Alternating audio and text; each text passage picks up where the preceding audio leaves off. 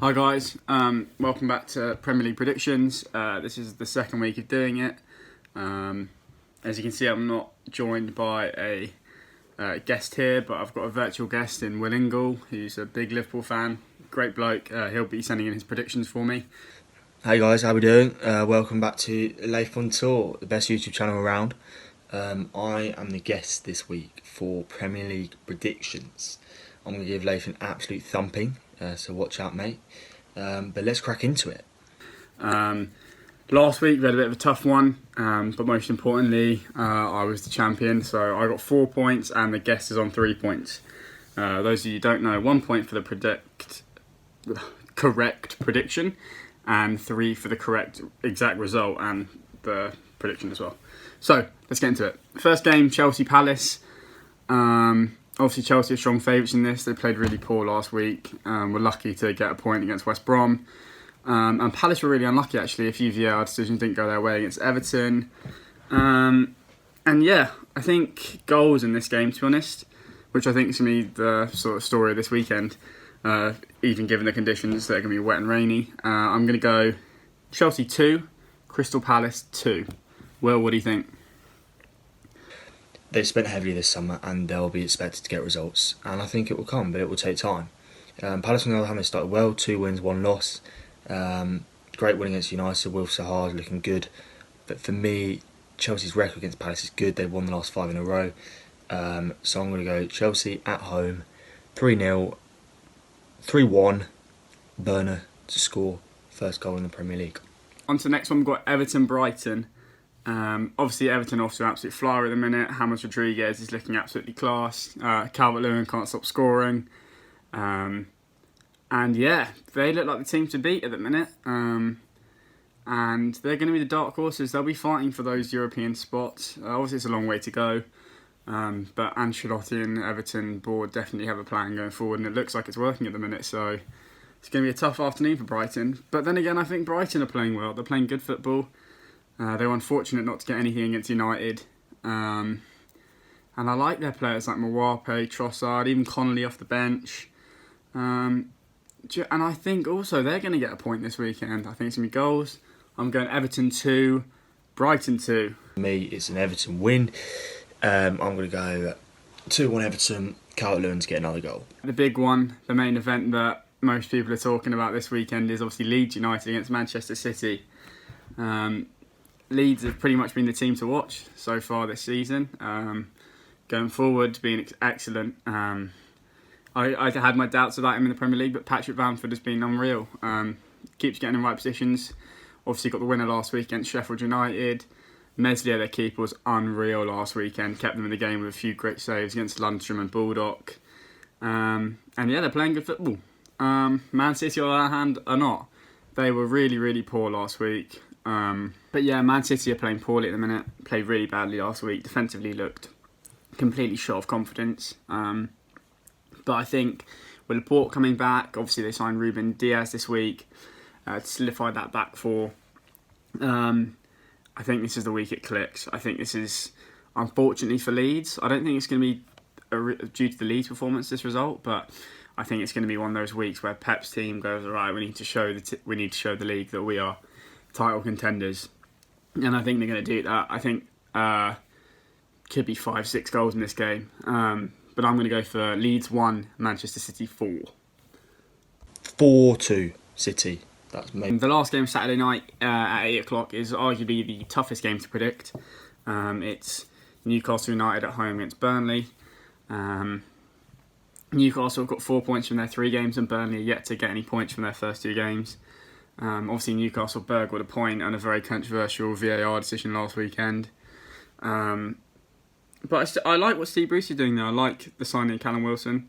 And I think definitely at home they're going to be a tough side to beat. Burnley on the other hand, a shot of injuries. Obviously they've got Tarkowski and Barnes came back this week in the Carabao Cup, which has helped. But I feel like the board needs to help out Sean Dyche. I know they're not a club with a lot of money, but they need to help him out, give him some funds. And I think their struggle is going to continue this weekend. And I've got Newcastle shaving it. Newcastle 2, Burnley 1. I think this is a really interesting game because for me, Newcastle have started the season well. I think Callum Wilson's a massive addition for them. I think he's absolutely huge for Newcastle, in particular in staying up and staying out of that sort of relegation battle. Burnley will struggle this season. I do think they'll stay up. But for me, Newcastle win this game. I think it's a close game. I think it's a cagey game. But I'm going to go 1-0 Newcastle. Callum Wilson to score. On Sunday, we've got Leicester City against West Ham. I'm going to keep it short. I know West Ham played really well last week, but I don't see them doing it again. Leicester City look unstoppable going forward. I think Maddison coming back as well. They're dangerous. Harvey Barnes, Maddison, Vardy. Good luck stopping that. Jose Perez. So I'm going Leicester City 3, West Ham 1. Leicester versus West Ham United. Leicester, another team in great form. 3 wins out of 3. What a win against City. Jamie Vardy, 33 years of age. Absolute hell of a player. West Ham, on the other hand, I think they could be in trouble this season. Do I think they'll go down 60-40? I think they could easily be in the sort of bottom 5. I think they could be in that relegation battle. They've got enough quality on that pitch, but they can't seem to find a team that works for it, and they can't seem to find a rhythm, despite the fact they won 4-0 against Wolves. A very poor Wolves side, I thought. But I think Leicester could be an underdog. Them and Everton this season, I'd watch out, because they will be pushing for those European spots. And I expect, to be honest, Leicester to win this game quite comfortably. So I'm going to go 3-0 Leicester. Jamie Vardy's getting another goal. 12 o'clock on Sunday, it's Southampton West Brom. I want to predict West Brom something. I know they did alright last week. They got that point, but can't see it happening. Just can't see it happening. Very short and sweet. Southampton 2,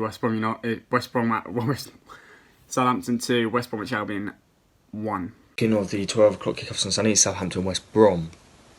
For me, West Brom go down this year. I don't think they've got enough defensively. I don't think they've got enough in an attacking sense. They were basically handed 3 goals on a plate by Chelsea. Southampton, on the other hand, I think they'll be absolutely fine again. They've looked decent. It's been probably not the start they were quite looking for, but they've played well. They've shown that they've got the players in there, and I think Danny Ings was a massive signing. It's always great to see him do well. He's a player who can get them 15 plus goals a season. We saw it last season. I think we'll see it again this season. But I expect Southampton to win this game. I expect them to win it pretty comfortably. So I'm going to go 2-0 Southampton. Danny. Arsenal Sheffield United. This is a tricky one. I think obviously this week the news came out Sheffield United have signed Ryan Brewster. Obviously I don't think it'll be quick enough for him to play this weekend. But I think Chris Wilder and Sheffield United are better than the way they're playing at the minute. I know obviously last year they played out their skin and it's going to be hard to replicate, but they're definitely better than how they started this season. Arsenal are playing well. Obviously with that Carabao Cup win, it's going to be full of confidence. And Aubameyang's yet to hit his stride as well going forward, so that's going to be scary when that happens. But for some reason I think this is going to be my shock of the week. I think Sheffield United are just going to get something. They're going to be defensively strong. They're going to nick a goal. And I've got it being in a 1-1 draw. Comfortably they win it 3-0. Aubameyang to get another goal. Wolves Fulham. Obviously last week Fulham were really poor defensively. They played us and they lost 3-0. They were really poor at the back. Going forward they look really good actually.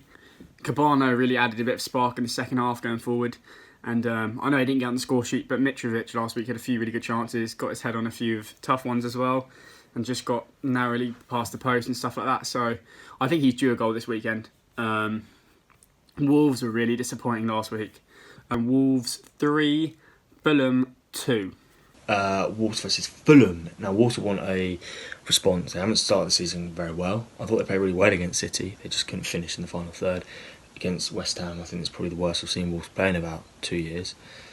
But Nunes will want a response. He's got the players. He's practically got a Portuguese side now. They know each other inside out, and they'll be absolutely fine this season. I don't think they'll do as well as last season, but I think they could easily finish in the top 10 for sure. Fulham, on the other hand, I think they're going straight back down. I don't think they've got enough defensively. I don't think they've got enough in the attacking sense. Mitrovic is good, but you need something more than that in Premier League, I think. and them alongside West Brom and Sheffield United, that's probably my bottom three. West Ham maybe, but yeah, Wolves win this game for me comfortably 3-1. Right, on to the two big games to finish the weekend. We got Manchester United against Spurs. This is obviously the game that everyone's looking forward to. United got that 100th minute penalty to win it last weekend, and Spurs obviously got robbed in the 97th minute of last weekend. So polar opposites for both these teams. Spurs have obviously been completely hit with fixtures. I think this is going to be their 4th in 7 days, which is complete madness, to be honest. I do feel for Mourinho and the players, as we saw by Eric Dyer's actions in the second half when he had to run off the pitch. But yeah, this is going to be a really close one. Only reason for my prediction here is just last season and was the quality that Manchester United seemed to bring out against the top sides, turning the likes of Man City over. And I think they're going to do it again. I think it's going to be Manchester United 2, Tottenham Hotspur 1. United versus Spurs 4:30 on Sunday. Now for me, these two are probably the most inconsistent teams out of the top 6. Spurs can be unbelievable. We saw it in the second half against Chelsea, and they can also be awful. So I'm expecting a draw in this game. I think both these sides will push for top 4. I think United will get top 4. Spurs, I think they'll just miss out. But for me, I'm going to go 1-1. Bruno Fernandes penalty, because United love a penalty. Last but not least, 7:15 Sunday, last game of the weekend. My Liverpool against Leeds Villa. For me, Liverpool win this game. Last season was really tight affair. 2 late goals for us from Robbo and Mane. Clinched it at the death, but I think Villa are looking like a very decent outfit this season. They've bought really well in the summer with Martinez, Ross Bartley, Traore, Ollie Watkins. Dean Smith knows very well from Brentford. So I honestly think Villa could finish mid-table this season. They look really, really good. From a Liverpool's perspective, keeping that intensity and that expectation that we've sort of had on them over the past 18 months will be very, very hard. There's a lot of pressure on them to go and do it again, but we've had a great start to the season. We've made some really good signings in Diogo Jota. We needed that quality to support the front three. Thiago is a world-class player. I don't need to say much about him. He offers something completely different in midfield. But for this game, I'm going to go Liverpool. I'm going to go 2-1 again. Mane to score. Final game. I haven't mentioned them yet. It's the boys. The Villa at home against Liverpool. Obviously, we are 2 from 2 in the league, in the Champions League spaces, as you've probably seen on my Instagram, me playing the Champions League anthem every day. And Liverpool obviously second as well. They're unbeaten in their first 3. And look, it's been a great start. I'm buzzing. Couldn't be happier. But we also have to remember the 2 games that we played and that we are now playing the Champions of England. It's going to be a tough old game. Obviously, news has come out that Mane and Thiago are both self-isolating, which is obviously a plus for us. Hopefully they're all right. But yeah, Liverpool going forward have been amazing. Defensively, still they've left a few goals out there, obviously, with some chances. And we've got the likes of Grealish, Ross Barkley coming in this week is really exciting. And I think Ollie Watkins is going to get his first goal in the Premier League this weekend. You guys might be saying this is bias, but I genuinely think that we're going to nick something this week. I think we've gone past the days of the drubbing days of getting humbled 4-5-0. We're not that team anymore. Defensively, we're sound and we're a well-run team. So Dean Smith's boys are going to get a point at home against the champions. Aston Villa 1, Liverpool 1. Just to finish it off, guys, this video has been brought to you by the Blue Collar Media Group. You can follow them at BlueCollarMG on Twitter and also bluecollarmg.com on their website to check out all their articles and podcasts.